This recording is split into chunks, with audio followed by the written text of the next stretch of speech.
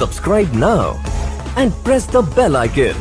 Never miss an update. Hello friends, इस video में हम लोग शुरू करने वाले हैं चैप्टर रिफ्लेक्शन ऑफ लाइट।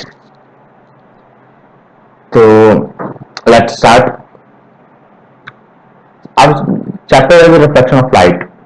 तो we can see that it is written light is a form of energy. Light is needed to see things around us. तो हमें किसी चीज को देखने के लिए लाइट की जरूरत होती है। ठीक है, लाइट क्या एनर्जी का एक फॉर्म है और हमें इस देखने के लिए इस लाइट की जरूरत होती है, इससे कि हम लोग अंधेरे कमरे में जाते हैं। ठीक है, तो वहां पे लाइट का एब्सेंस होता है, लाइट नहीं होती है, the light is not present, so we can not see objects there. ठीक है, तो लाइट हमें किसी ऑब्जेक्ट को देखने के लिए लाइट की जरूरत होती है। हम आसपास में जो भी चीज देखते हैं तो वहां पे लाइट प्रेजेंट है, इस कारण से देख पाते हैं। तो क्यों देख पाते हैं? We detect light with our eyes. तो हम लोग अपने आंखों से लाइट को डिटेक्ट करते हैं। हमारी जो आंखें क्या करती है, लाइट को डिटेक्ट करती है। फिर हम लोग आगे बढ़ते हैं। Light enables us to see the objects which comes from which is reflected। तो लाइट हम किस चीज ऑब्जेक्ट को क्यों देख पाते हैं? क्योंकि लाइट से क्या होता है, जब लाइट रिफ्लेक्ट होगा हमारी आंखों तक पहुंचती है तो हम उस ऑब्जेक्ट को देख पाते हैं। जैसे हम यहाँ पे देखेंगे इस फिगर में, ये फिगर हम लोग अगर देखें तो यहाँ पे बल्ब है, बल्ब लगा हुआ है। ठीक है, बल्ब से एक रे ऑफ लाइट आ रही है और यहाँ से टकराने के बाद, रिफ्लेक्ट होने के बाद वो क्या आ रहा है, हमारी आंखों तक पहुंच रही है। तो ये प्रोसेस ही रिफ्लेक्शन कहलाता है। और लाइट के रिफ्लेक्शन, लाइट क्या होता है, किसी ऑब्जेक्ट से रिफ्लेक्ट होकर जब हमारी आंखों तक पहुंचती है तभी हम उस ऑब्जेक्ट को क्लियरली देख पाते हैं। अब हम लोग बात करें तो लाइट क्या है, एक फॉर्म ऑफ एनर्जी। हम लाइट के कुछ और बातों पर डिस्कस करेंगे, पहले आगे देख लेते हैं। The object like the sun, other stars, electric bulb, tube light, torch, candle, fire, etc. emit their own light are called luminous objects।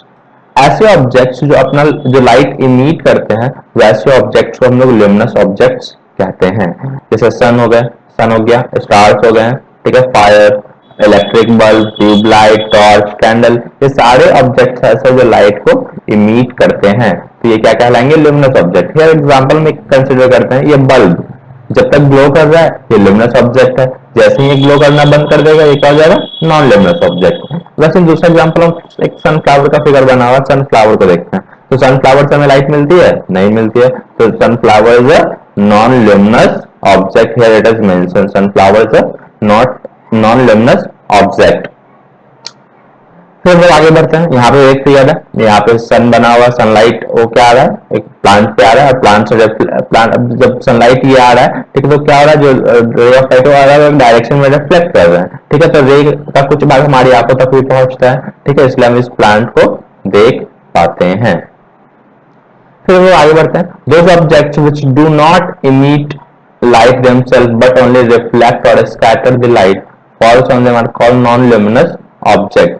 तो वैसे ऑब्जेक्ट जो लाइट इमिट नहीं करते हैं, लाइट इमिट नहीं करते हैं तो क्या होगा, रिफ्लेक्ट होकर हमारे आंखों तक पहुंचेंगे उनसे। तो जो भी ऑब्जेक्ट्स लाइट इमिट नहीं करते हैं उन्हें हम लोग नॉन luminous ऑब्जेक्ट्स कहते हैं। एग्जांपल बहुत सारा है, हमारे आसपास बहुत सारी चीजें ऐसे हैं, book, pen, pencil, table, chair, ये सारे नॉन luminous ऑब्जेक्ट के लाइट एग्जांपल है। यहाँ पे एक एग्जांपल है डायमंड। ठीक है, डायमंड भी क्या है, नॉन luminous ऑब्जेक्ट है। डायमंड पर हम लोग और आगे पढ़ेंगे नेक्स्ट चैप्टर में, कोई इतना मतलब कि लाइट उसे लाइट मतलब कि इतना उसे लश्चरस क्यों होता है, उसे लाइट क्यों निकलता है, तो हम लोग देखेंगे उसका कुछ और रीजन है।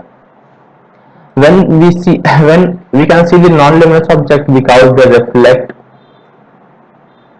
light into our eyes। तो हम लोग नॉन luminous ऑब्जेक्ट को इसलिए देख पाते हैं क्योंकि नॉन luminous ऑब्जेक्ट से लाइट टकराकर हमारी आंखों तक पहुंचती है। जैसे कि मैंने देखा है सोफा क्या है, नॉन luminous ऑब्जेक्ट है, तो इसे हम लोग क्यों देख पाते हैं, क्योंकि यहाँ से लाइट आ रहा है, एक सोर्स ऑफ लाइट से रिफ्लेक्ट होकर हमारी आंखों तक पहुंचा। तो नॉन luminous ऑब्जेक्ट क्या करते हैं, लाइट को रिफ्लेक्ट करते हैं, जिससे हम उन ऑब्जेक्ट्स को देख पाते हैं।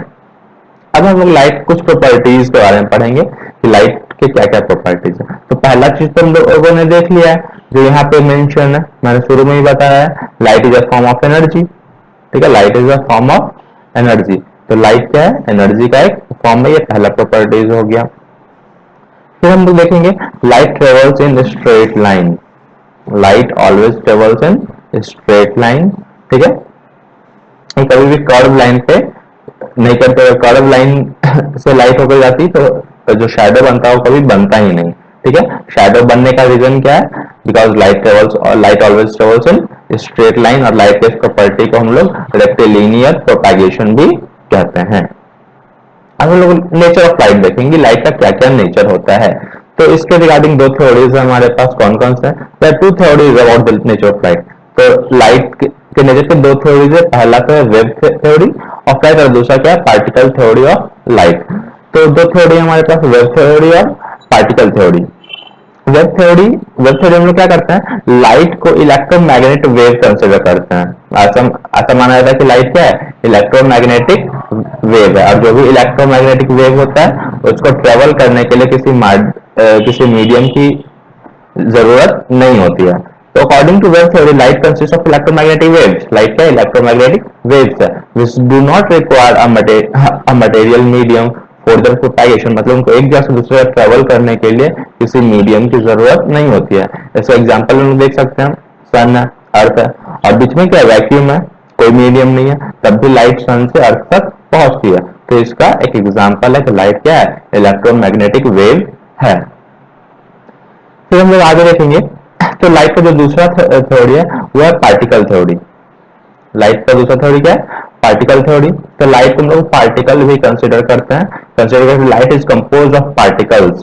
ठीक है, कहते हैं कि लाइट क्या छोटे छोटे पार्टिकल से बना हुआ है, और इस छोटे छोटे पार्टिकल्स को हम क्या कहते हैं, फोटोन कहते हैं। The elementary particles that defines light is called photon. मान लेते हैं कि जो सबसे छोटा पार्टिकल होगा उसे हम लोगों ने फोटोन का नाम दिया है। तो अगर वेव नेचर के वो ध्यान में रख के स्टडी करें तो लाइट में और बहुत सारे चैप्टर आते हैं। ठीक है, पार्टिकल नेचर को ध्यान में रख के हम लोग स्टडी करें तो अलग अलग उसमें फेनोमेनन होते हैं। तो हम लोगों को क्या कौन सा पढ़ना है, हम लोगों को पढ़ना है पार्टिकल नेचर ऑफ लाइट। तो हम लोग पार्टिकल नेचर ऑफ लाइट देखेंगे। तो हम लोग सबसे पहले कह सकते हैं light has a dual nature. ठीक है, लाइट के पास क्या है, ड्यूअल नेचर। तो लाइट के पास ड्यूअल नेचर है, पहला नेचर क्या हो गया, वेव नेचर, दूसरा क्या हो गया, पार्टिकल नेचर। तो लाइट का जो एक मॉडर्न थ्योरी है जिसे हम लोग क्वांटम थ्योरी ऑफ लाइट कहते हैं, जो क्या करता है, वेव लाइट को वेव नेचर भी मानता है और पार्टिकल नेचर भी मान के स्टडी किया जाता है। अब हम लोग आते हैं अपने चैप्टर पे। तो लाइट का इंट्रोडक्शन हो गया था, अब आते हैं हम लोग रिफ्लेक्शन ऑफ लाइट पे। रिफ्लेक्शन ऑफ लाइट क्या है, तो यहाँ पे आप लोगों को दिख रहा होगा, the process of sending back the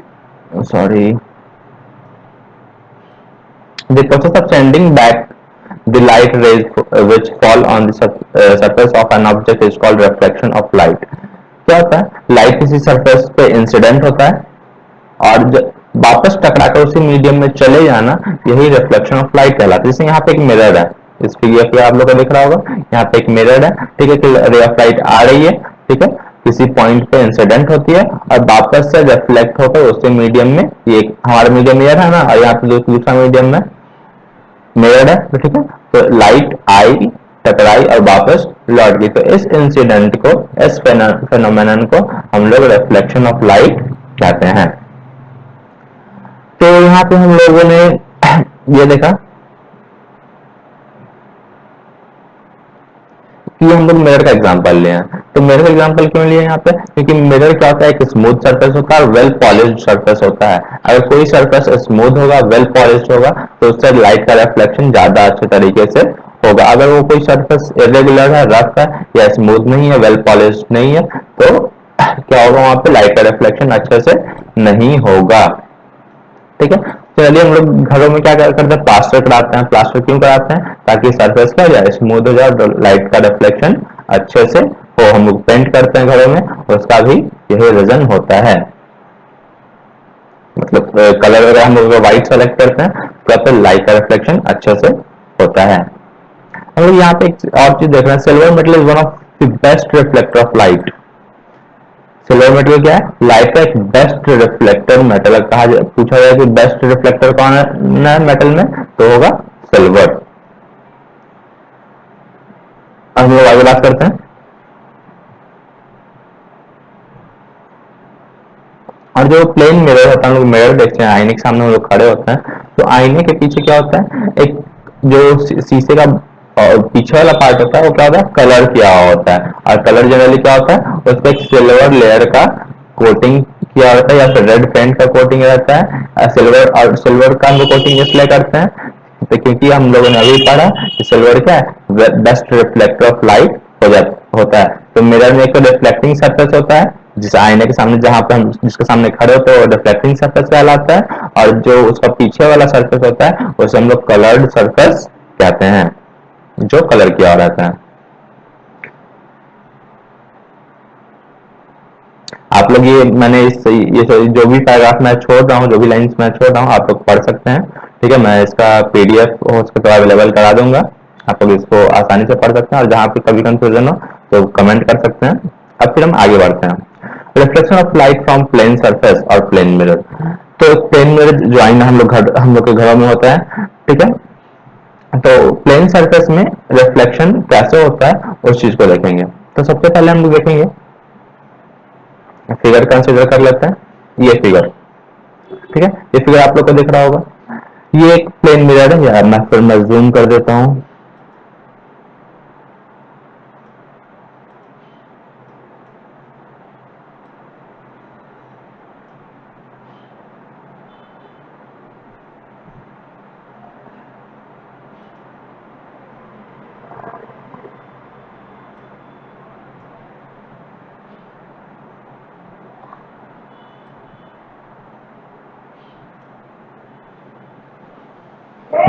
तो ये हमारे पास क्या है, एक प्लेन मिरर है एम एन, ठीक है, यहाँ पे एक रे ऑफ लाइट आ रही है जो इस पॉइंट ओ पे टकराती है, और टकराने के बाद एक ओ बी क्या है, रिफ्लेक्टेड रे है, जो मिरर से टकराने के बाद वापस रिफ्लेक्ट हो रही है। उसके बाद हम लोग क्या करते हैं, इस जो पॉइंट ओ है हम लोग पॉइंट ऑफ इंसिडेंस कहते हैं, जिस बिंदु पे आके इंसिडेंट टकराती है उसे हम लोग क्या कहते हैं, पॉइंट ऑफ इंसिडेंस। तो जो रे आ रही है उसको इंसिडेंट रे कहते हैं, जो रे वापस टकराकर जा रही है उसे हम लोग रिफ्लेक्टेड रे कहते हैं।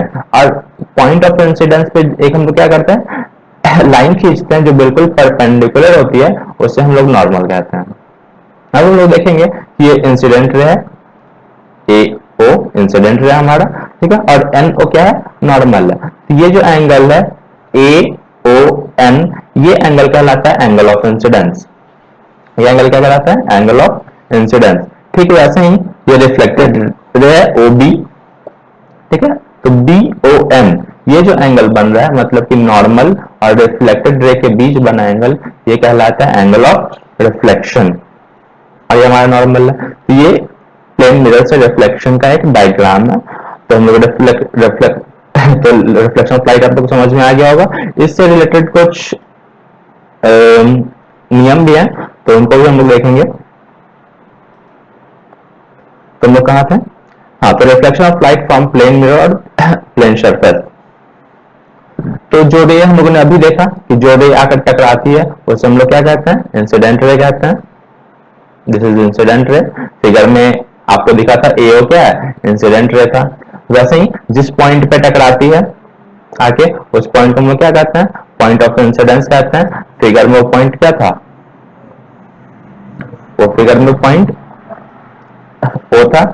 वैसे ही अब जो रे टकराकर वापस लौटती है, the ray of light which is sent back by the mirror is called reflected ray, और फिगर में वो रिफ्लेक्टेड रे क्या था, OB, आप लोग को दिख रहा होगा। फिर हम लोग एक नॉर्मल का भी डिस्कस किए थे कि हम लोग क्या करते हैं, पॉइंट ऑफ इंसिडेंस पे एक परपेंडिकुलर लाइन खींचते हैं, जिसे हम लोग क्या कहते हैं, नॉर्मल कहते हैं, जिसको एन से दिखाया गया था, ओ एन। हम लोगों ने फिर बात किया था एंगल ऑफ इंसिडेंस। तो एंगल ऑफ इंसिडेंस क्या था, angle of incidence is the angle angle made by incident ray and the normal. जो इंसिडेंट रे और नॉर्मल के बीच जो एंगल बना था उसी को हम लोग एंगल ऑफ इंसिडेंस कहते हैं। ठीक है, ऐसे ही एंगल ऑफ रिफ्लेक्शन वो क्या होगा, रिफ्लेक्टेड रे और इंसिडेंट, रिफ्लेक्टेड रे और नॉर्मल के बीच बना एंगल क्या कहलाता है, रिफ्लेक्टेड एंगल कहलाता है, एंगल ऑफ रिफ्लेक्शन कहलाता है। अब हम लोग देखेंगे लॉज ऑफ रिफ्लेक्शन। हम लोग क्या देखेंगे, लॉज ऑफ रिफ्लेक्शन। रिफ्लेक्शन के क्या क्या लॉज हैं। तो रिफ्लेक्शन के दो लॉ होते हैं, ठीक है, हम लोग देखेंगे first law of reflection. First law of reflection ये कहता है कि the incident ray, reflected ray and the normal point lie in the same plane. तो यहाँ पे देखें, अब ये जो प्लेन में एक ही प्लेन है, ठीक है, तो इंसिडेंट रे, ठीक है, ये नॉर्मल और ये क्या है जो रिफ्लेक्टेड, तीनों क्या है एक ही प्लेन में। तो फर्स्ट लॉ बहुत ही सिंपल चला है, तो ये फर्स्ट लॉ ऑफ रिफ्लेक्शन कहलाता है। फिर हम लोग सेकंड लॉ ऑफ रिफ्लेक्शन की तरफ चलते हैं। सेकंड लॉ ऑफ रिफ्लेक्शन कहलाता है the angle of incidence is always equal to angle of reflection.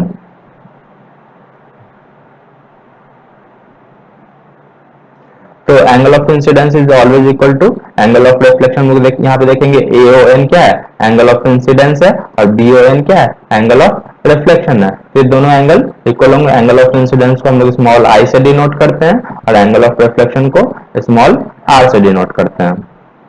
ठीक है, तो आप लोग को दिख रहा होगा, सॉरी,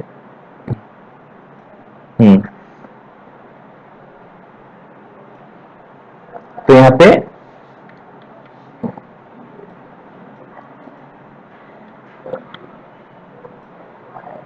ये आप लोगों को दिख रहा होगा angle I is equal to angle R।